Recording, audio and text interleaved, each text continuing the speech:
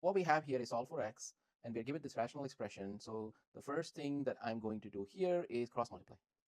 Okay, so what that means is you're going to take this whole thing and multiply across, and this thing and multiply across. So what we're going to get is 3 times x plus 1 equals x times x minus 1. So step 2 is going to be, we're going to distribute that.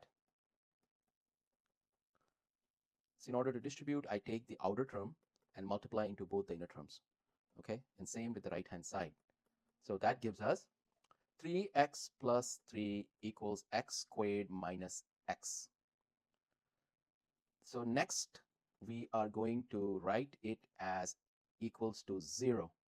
So bring everything to one side. So I have 3x plus 3 equals x squared minus x. You can subtract 3 from both sides, and you can subtract 3x from both sides.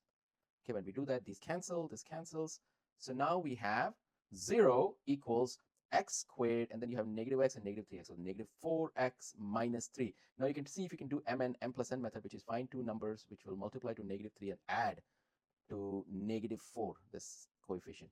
But I don't think there are any numbers like that, because if you do negative 3 and negative 1, that will give a positive 3. When you multiply negative 3 and positive 1 will give you negative 2. So we're going to have to use the quadratic formula. So what is the quadratic formula? Is minus b x equals, the roots are equal to minus b plus minus square root of b squared minus 4ac divided by 2a. So what is the a, b, and c term here? The a term is before the x, that's your a term. The b term is negative 4, and the c term is negative 3. So let's go ahead and write that out. Negative 4 minus b plus minus square root of b squared is negative 4 whole squared minus 4, a is 1, c is negative 3 divided by 2 times 1.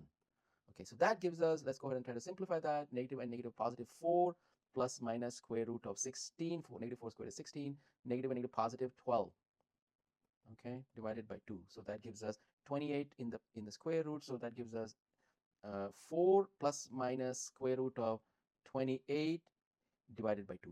So 28 can now, let's see our answer choices. So it can be written as 4 times 7. So let's go ahead and simplify that a little bit further. So that will be 4 plus minus, so 4 times 7 is 28. So 4 comes out of the root. So 2 comes out of the square root. So 2 root 7 divided by 2. Go ahead and distribute the 2. So that's going to be 2 plus minus root 7. And that is going to be our final answer. 2 plus minus root 7, choice B is our final answer. And remember, it said no extraneous roots, which means we cannot include stuff like plus positive 1 here or negative 1, but none of those are positive 1 or negative 1. Okay, so all right, let me know in the comments if you have any questions. I'll talk to you in the next video.